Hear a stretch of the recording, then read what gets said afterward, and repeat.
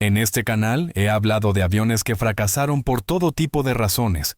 Algunos estaban defectuosamente concebidos desde el principio, otros fueron superados por el avance implacable de la tecnología y otros más simplemente fueron víctimas de las circunstancias. El Avia B-35 y el B-135 que le siguió pertenecen claramente a esta última categoría. Se trataba de un diseño de caza y de un diseño bastante bueno si se me pregunta originario de Checoslovaquia. El esfuerzo de ese país por producir un caza moderno de diseño nacional dio como resultado una máquina genuinamente prometedora, una que bajo otras condiciones históricas podría haber dejado su huella del mismo modo que el Hawker Hurricane o el Messerschmitt Bf-109. En lugar de eso, fue condenado a la oscuridad estratégica e histórica por fuerzas geopolíticas que estaban completamente fuera del control de los ingenieros que lo diseñaron y construyeron. Su historia no es la de una insuficiencia técnica, sino la de una nación que fue desmantelada más rápido de lo que sus aviones podían construirse. El B-35 era un diseño fantástico para su época. Lamentablemente, su época no fue particularmente amable con él. La historia de la aviación está llena de momentos como ideas, que eran sólidas ambiciones que eran serias, y resultados que dependieron más del momento oportuno que del talento en ingeniería. Por eso historias como la del AB-35 siguen siendo interesantes mucho después de que el propio avión haya desaparecido. Y de hecho son historias como esta las que despertaron en mí el interés por las complejidades más profundas de la historia de la aviación desde un principio. Porque invitan a plantearse esa pregunta persistente, ¿qué podría haber ocurrido bajo condiciones diferentes? Y esa misma pregunta es también la razón por la que el video de hoy está muy amablemente patrocinado por Heroes of History, un juego que combina historia, construcción de ciudades, batallas estratégicas y viajes en el tiempo. Sí, no estoy bromeando y además lo hace realmente bien. Guiado por Albert Einstein y entrenado por el rey Leónidas, construyes tu civilización a través de las distintas eras de la historia. Investigas nuevas tecnologías, expandes tu territorio. Construyes una colección de héroes históricos y luchas contra Nikola Tesla en un robot gigante. No estoy bromeando. En general te diviertes muchísimo con este juego. Y puedo decir sinceramente que me he enganchado a él. Me encanta el elemento de coleccionar, entrenar y mejorar a todas las diferentes figuras históricas. Y me emocionó especialmente ver a una heroína de mi propia historia local, la reina Boudica. La construcción de ciudades es divertida e intuitiva sin relleno innecesario, mientras que los sistemas de investigación y progreso te dan una auténtica sensación de avance. El sistema de combate equilibra perfectamente el desafío y la diversión, y aprovecha muy bien a todos los héroes de tu colección, obligándote a tener en cuenta estadísticas elementales, habilidades temporizadas, alcance mejoras, penalizaciones y encuentros especiales. También me encanta que no sea una experiencia frenética ni punitiva. Puedes jugar en sesiones cortas o largas, centrarte en la construcción de ciudades y la investigación o inclinarte más por el lado táctico con campañas, batallas, alianzas o incluso eventos de temporada. Actualmente hay un evento de invierno que se desarrolla del 11 al 26 de diciembre. Sinceramente me encanta y no había disfrutado tanto de un juego móvil en años. La jugabilidad es divertida, la banda sonora es fantástica y todos los héroes se ven increíbles. De hecho, todo el juego se ve increíble. Adoro el estilo artístico que han elegido, el tema, los colores, los atuendos, las barbas. Basta con mirar a Ulysses Grant o a Karl Marx, simplemente majestuosos. Así que para descargar Heroes of History, hoy mismo escanea el código QR que aparece en pantalla o haz clic en el enlace de la descripción de abajo. Los nuevos jugadores también pueden usar el código Rex's Hangar durante los primeros 5 días para obtener algunos objetos gratuitos dentro del juego y un impulso hacia su primer héroe de 5 estrellas. Gracias a Heroes of History por patrocinar el video de hoy. Y ahora volvamos a un avión de caza que nunca tuvo la oportunidad de descubrir cómo habría sido una línea temporal más indulgente. Antes de entrar de lleno en la historia, una breve advertencia. Hay algunos nombres checos y búlgaros en este video que me han resultado difíciles de pronunciar, así que me disculpo de antemano si los pronuncio mal. También soy consciente de que Avia se pronuncia Avia en checo, pero voy a mantener la pronunciación inglesa ya que esta es la tercera vez que grabo este video y seguía alternando entre ambas, y al volver a escucharlo, me resultó muy discordante.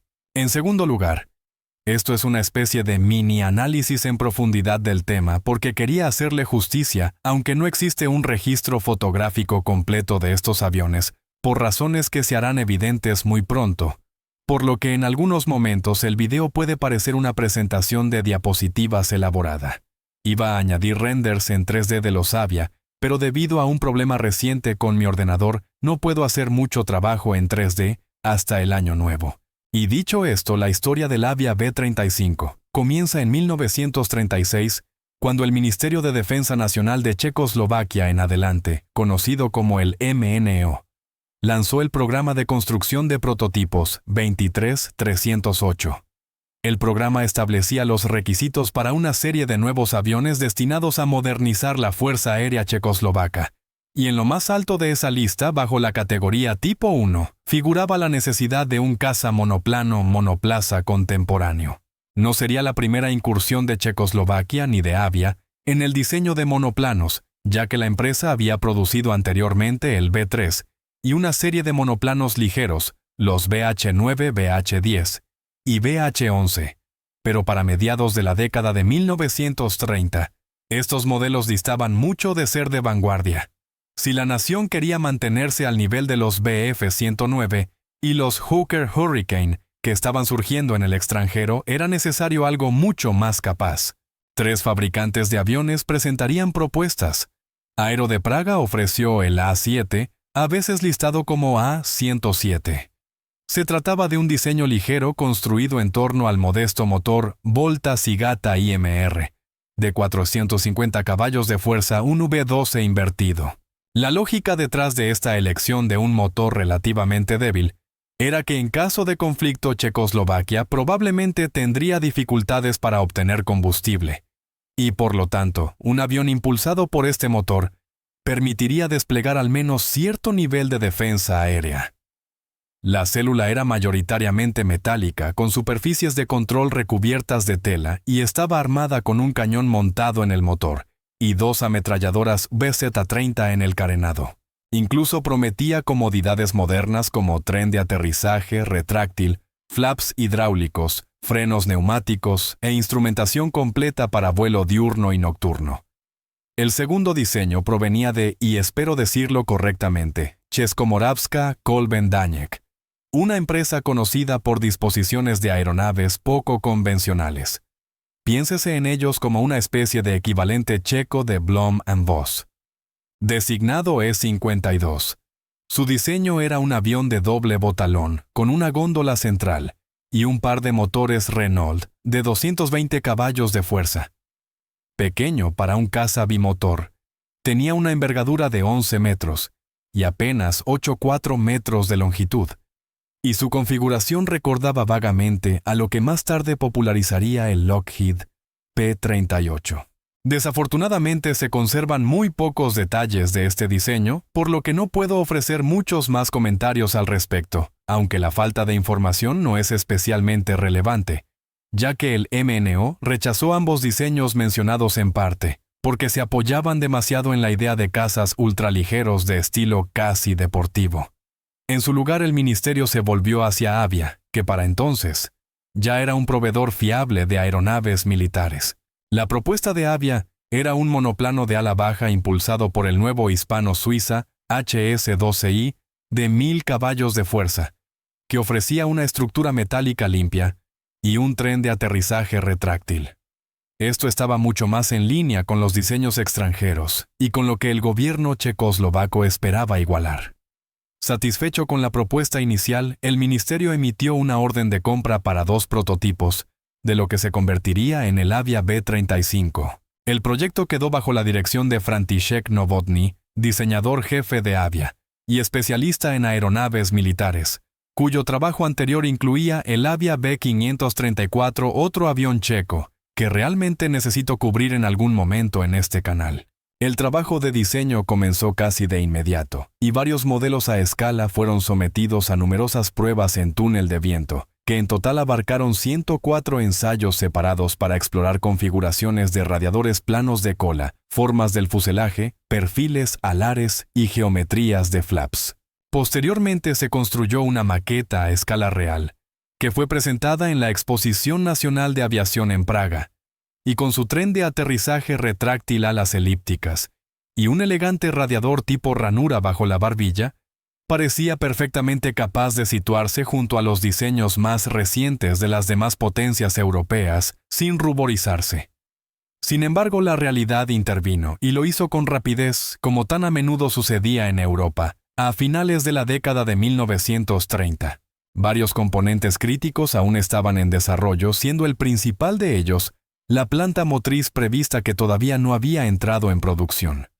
Avia se vio obligada por ello a instalar la versión fabricada bajo licencia menos potente del motor hispano-suiza, el 12 Watt de DRS, que en ese momento producía alrededor de 860 caballos de fuerza, unos 240 menos que el motor originalmente propuesto. Este motor también requería una toma de radiador más convencional y amplia y restringía al prototipo a una hélice de solo 2 palas. Para empeorar aún más la situación, el tren de aterrizaje retráctil tampoco estaba listo, y como resultado, los primeros prototipos se vieron obligados a conformarse con un tren fijo, lo que obviamente perjudicó el rendimiento y las pruebas. Desde el punto de vista estructural, el avión también combinaba métodos de construcción tradicionales con prácticas más modernas. Por ejemplo, las alas y los estabilizadores horizontal y vertical estaban revestidos con la llamada madera contrachapada blindada, que consistía en madera convencional recubierta con láminas de aluminio de 2 mm, una técnica pionera en Francia. Las superficies de control utilizaban estructuras internas metálicas con recubrimiento de tela, mientras que el fuselaje, en contraste, estaba construido en torno a una celosía de acero tipo Warren, soldada y atornillada con paneles de electrón, desmontables en la parte frontal, y un revestimiento de aleación más ligera en la sección trasera. La construcción del prototipo se retrasó aún más, debido a un contratiempo ocurrido durante las pruebas estructurales de las alas, cuando el pegamento de caseína que unía los largueros principales de madera resultó inadecuado y falló muy por debajo de los límites de carga requeridos. Esto obligó a Avia a buscar un sustituto, y finalmente el adhesivo fue reemplazado por una resina clorítica que resultó ser mucho más resistente y demostró ser capaz de soportar cargas considerablemente mayores de hasta 14,8 G. No obstante, esto siguió provocando un retraso en la construcción del prototipo, y como pronto veremos, cada día contaba en el desarrollo de este avión. Finalmente, el primer prototipo, conocido como B-35, realizó su primer vuelo el 28 de septiembre de 1938, con el piloto de pruebas jefe de Avia Rudolf Dolezal a los mandos. Su vuelo inicial duró 18 minutos y no presentó ningún problema, lo que lo llevó a sacar el avión al aire 2 veces más ese mismo día. Con estos vuelos iniciales completados, el prototipo fue entregado al BTLU, el Instituto de Investigación Técnica y Aeronáutica, para su evaluación oficial. En el instituto, varios pilotos de pruebas volaron el avión, comenzando por el teniente coronel Karel Maresch, y sus reacciones fueron consistentemente positivas. Maresch, tras un solo vuelo, declaró que recomendaba el avión para el servicio ante el ministerio. Durante octubre y noviembre, el avión fue sometido a pruebas exhaustivas, incluyendo ensayos de hélices e integración del armamento. Para entonces ya había recibido su cañón de 20 mm previsto, las ametralladoras y los soportes para bombas, alcanzando un peso máximo al despegue de 2.360 kilos.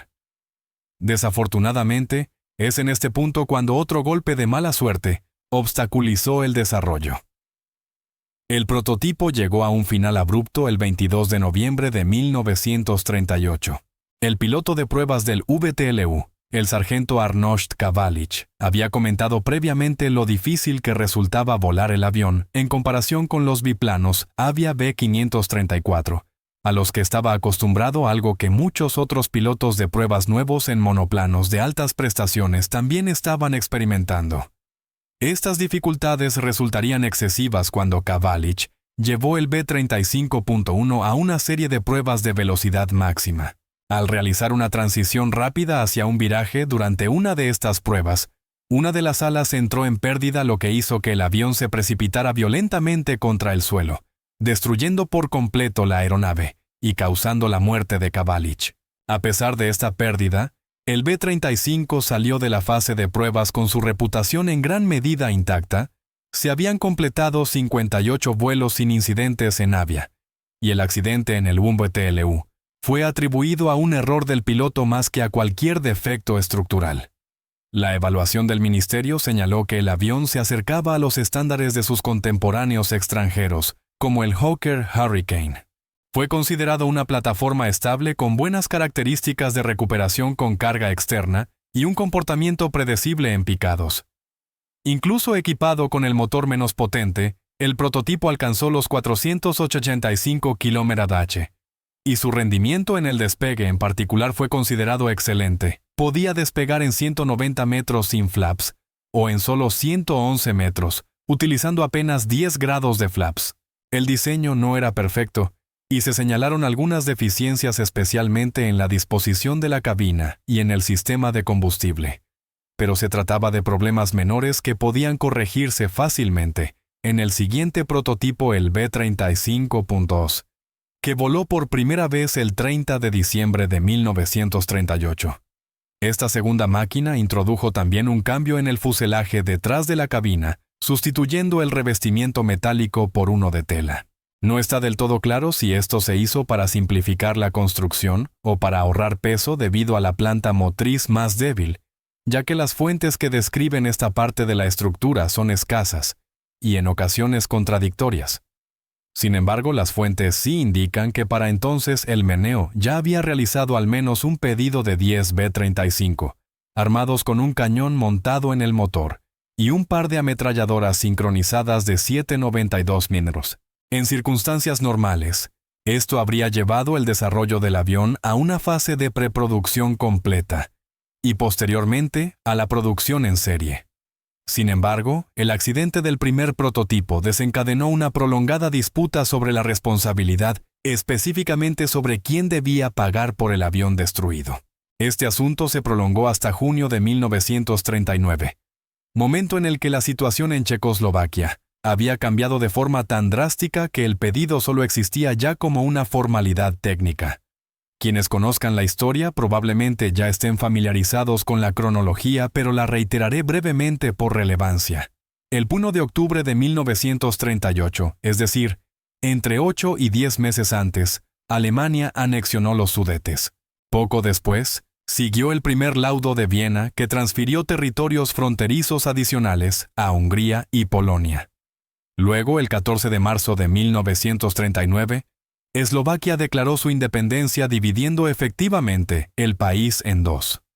Apenas 2 días después, lo que quedaba de las tierras checas, incluida la fábrica de Avia, fue ocupado y reorganizado como el Protectorado Alemán de Bohemia y Moravia. Avia, junto con gran parte de la industria nacional, pasó a quedar bajo la autoridad directa del Reichsluftfahrtministerium, el Ministerio del Aire del Reich, y como resultado, cualquier ambición que el MNO hubiera tenido de introducir el B-35 en servicio independiente checoslovaco quedó anulada de la noche a la mañana.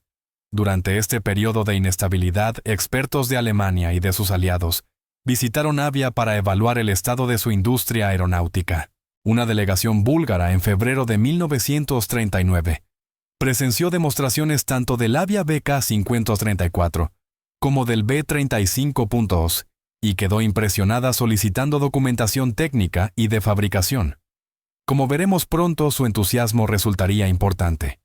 Representando a la Luftwaffe, Ernst Udet también hizo acto de presencia, y el 19 de abril de 1939, el piloto de pruebas alemán Karl Frank voló el B-35.2. Según el personal de Avia, quedó profundamente satisfecho con su manejo, una valoración alentadora viniendo de alguien que no era conocido precisamente por prodigar elogios. Como resultado, se permitió a Avia reanudar el desarrollo y continuaron las pruebas del segundo prototipo. El enfoque del desarrollo se desplazó entonces hacia el perfeccionamiento de la configuración, que se convertiría en el B-35M3, que acabaría siendo el último diseño de avión militar que Avia produciría jamás. Desafortunadamente, a pesar del interés mostrado por el prototipo, el progreso se ralentizó. Bajo sus nuevos amos, grandes partes de las instalaciones de Avia fueron desviadas a la producción bajo licencia del Aero AR-296, y como consecuencia, el B-35 fue empujado de manera constante hacia abajo en la lista de prioridades. Tras una larga pausa en la actividad de vuelo durante este periodo turbulento, las pruebas finalmente se reanudaron el 21 de mayo de 1940, esta vez con pilotos de pruebas búlgaros a los mandos, ya que el interés de Bulgaria en el diseño se había mantenido fuerte desde su primera visita. Sin embargo, de manera poco útil, su participación condujo rápidamente a la destrucción del segundo prototipo. El 28 de mayo, el capitán Papanchev sufrió un capotaje durante el aterrizaje volcando el avión sobre su espalda. Gracias a una barra antivuelco tubular, él mismo salió ileso del incidente, y el avión solo sufrió daños menores, pero con el tercer prototipo ya completado, mantener el segundo tenía poco sentido, por lo que fue desguazado. El tercer y último prototipo difería solo de manera modesta de su predecesor. El cambio más práctico fue la adición de una puerta de acceso en el lado de babor de la cabina, ya que el estrecho fuselaje del B-35 hacía que entrar y salir del avión fuera innecesariamente incómodo. La nueva máquina también recibió por fin su largamente esperado tren de aterrizaje completamente retráctil, una unidad neumática algo más tosca que fue adquirida en Francia. Los demás cambios en el diseño estuvieron más orientados a la eficiencia de producción. El borde de ataque del ala fue enderezado para simplificar la fabricación, y los depósitos de combustible fueron redistribuidos a lo largo de las alas, y el fuselaje central para mejorar la disposición interna y la facilidad de mantenimiento. Cabe señalar que este prototipo había volado por primera vez ya en junio de 1939, pero al igual que su predecesor, pasó gran parte de la ocupación alemana en tierra. Las pruebas de vuelo se reanudaron en mayo de 1940, pero ahora el avión llevaría una nueva designación y tendría un nuevo cliente potencial. Aunque el MNO ya no podía respaldar su pedido original, y los alemanes mostraron poco interés en el tipo el B-35, había dejado una fuerte impresión en los observadores búlgaros que habían visitado Avia el año anterior. Su entusiasmo se había visto frenado por las complicaciones del control alemán, pero con los permisos de exportación necesarios finalmente obtenibles desde Berlín, el Ministerio de Guerra de Bulgaria pudo acercarse formalmente a Avia. A comienzos de 1940 los acuerdos estaban completos. Bulgaria encargó el caza bajo su nueva designación B-135, adquiriendo directamente 12 aviones construidos por Avia y asegurando derechos de producción bajo licencia para otros 50 que serían fabricados en el país. Avia suministraría 62 motores, así como el armamento y la instrumentación de vuelo necesarios, tanto para los aviones construidos en Checoslovaquia como para los producidos bajo licencia en Bulgaria.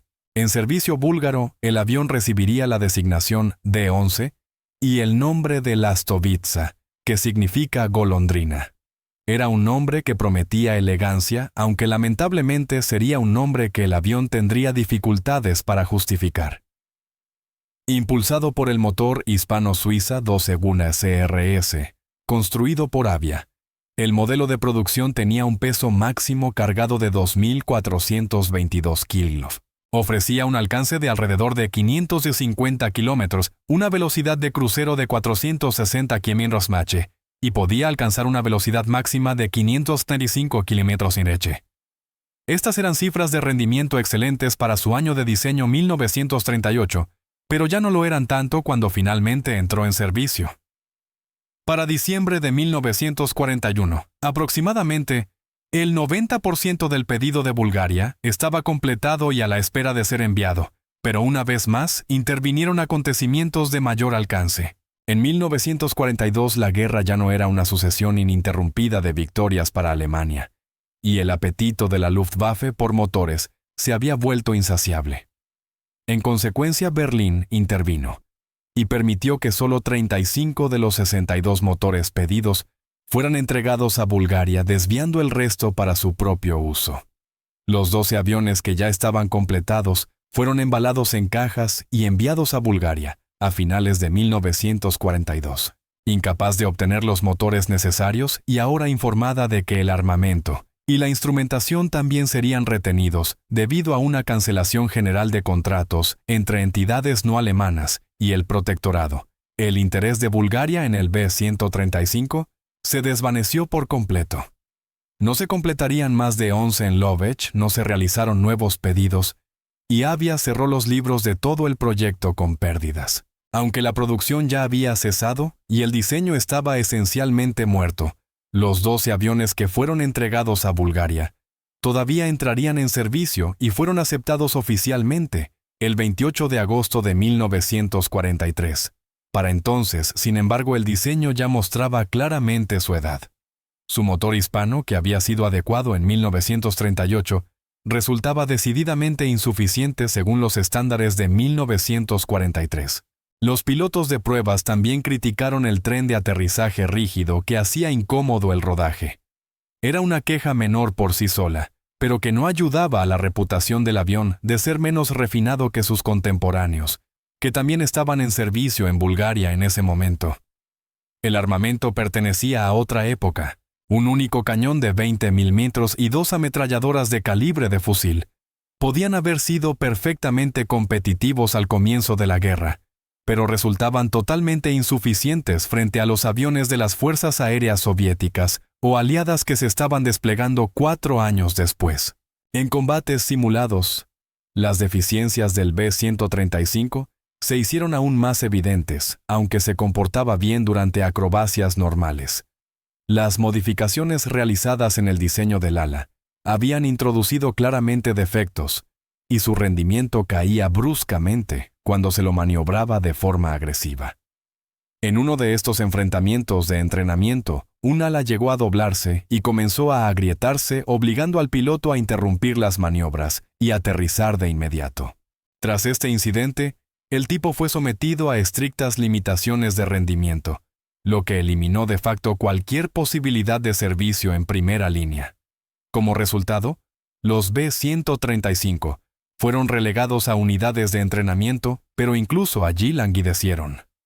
Los instructores decidieron rápidamente que el avión era demasiado difícil de volar para un piloto novato, el tipo de piloto que normalmente se encuentra en una escuela de vuelo. En consecuencia, los aviones pasaron la mayor parte del tiempo abandonados en el campo, siendo utilizados solo ocasionalmente por instructores que se sentían audaces y querían mantener algo de práctica en estas máquinas. Sin embargo, hubo un último giro en su servicio. A pesar de su relegación a tareas de entrenamiento, los B-135 recibirían una breve e improbable oportunidad de entrar en combate. El 30 de marzo de 1944, la Fuerza Aérea del Ejército de los Estados Unidos lanzó 4 oleadas de bombarderos contra Sofía, aproximadamente 450 B-17 y B-24, escoltados por P-38 Lightning y P-51 Mustang. Las 3 primeras oleadas alcanzaron sus objetivos, y luego se retiraron fragmentándose en formaciones más pequeñas al emprender el regreso. Esto saturó las estaciones de radar Freya de origen alemán de Bulgaria, que tuvieron dificultades para seguir múltiples grupos al mismo tiempo, con el resultado de que la cuarta y última oleada pasó en gran medida desapercibida hasta que estuvo casi sobre Sofía. En ese momento, la mayor parte de la Fuerza Aérea búlgara se encontraba todavía en tierra reabasteciéndose o demasiado lejos para interceptar. En el aeródromo de Doltna Mitropolia, la escuela de vuelo donde se mantenían los B-135, los instructores poco podían hacer más que escuchar cómo sus antiguos alumnos despegaban apresuradamente en Bf-109 y en DEMI-520 de fabricación francesa para enfrentarse a las oleadas anteriores. Pero cuando apareció la cuarta formación, el comandante de la escuela de vuelo, Hristo Atanasov, aparentemente llegó a su límite sin autorización. Despegó en un B-135 para interceptar, seguido por otros 3 instructores, el Feldfebel Jordan Ferdinandov, el Podpraporshchik Petar Manalev y el Feldfebel Niko Kovachev. Cuando los cuatro localizaron la formación de bombarderos estadounidenses, se dieron cuenta con inquietud de que eran los únicos cazas búlgaros aún en el aire, enfrentándose a unos 60 o 70 bombarderos enemigos. Afortunadamente para ellos, esta última oleada parecía no tener escolta, y así los cuatro atacaron. Muy pronto, las limitaciones del armamento del B-135 se hicieron dolorosamente evidentes, ya que múltiples pasadas contra los bombarderos produjeron escasos resultados.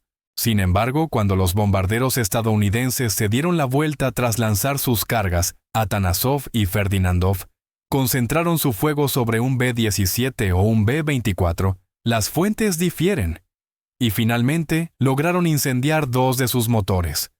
Con poco combustible se retiraron y regresaron a la base informando que el bombardero había sido visto descendiendo en dirección a las montañas yugoslavas. Confirmar tales afirmaciones siempre es difícil. Las fuentes búlgaras sostienen en su mayoría que se derribó un B-24 Liberator, mientras que las fuentes checas sugieren que se trataba de un B-17 Flying Fortress. El incidente coincide estrechamente con la pérdida de un B-17F llamado Vagabond del 301.0 grupo de bombardeo. Aunque incluso las fuentes estadounidenses discrepan, algunas lo registran como derribado, mientras que otras afirman que se perdió por una falla mecánica. Su piloto, el primer teniente William C. Miller y su tripulación se lanzaron en paracaídas y pasaron el resto de la guerra como prisioneros. Esta es de hecho la tercera vez que grabo esta parte del video, ya que me he devanado los sesos tratando de determinar la secuencia exacta de los acontecimientos, pero lamentablemente las fuentes se contradicen demasiado, así que vamos a aceptar esta versión tal como es. Los 4 B-135 regresaron a salvo. Si se acepta la reclamación, fue uno de los únicos 4 bombarderos estadounidenses perdidos en esa incursión y el único avión de la cuarta oleada que fue derribado. Pero ese breve enfrentamiento marcaría el capítulo final de la vida operativa del B-135.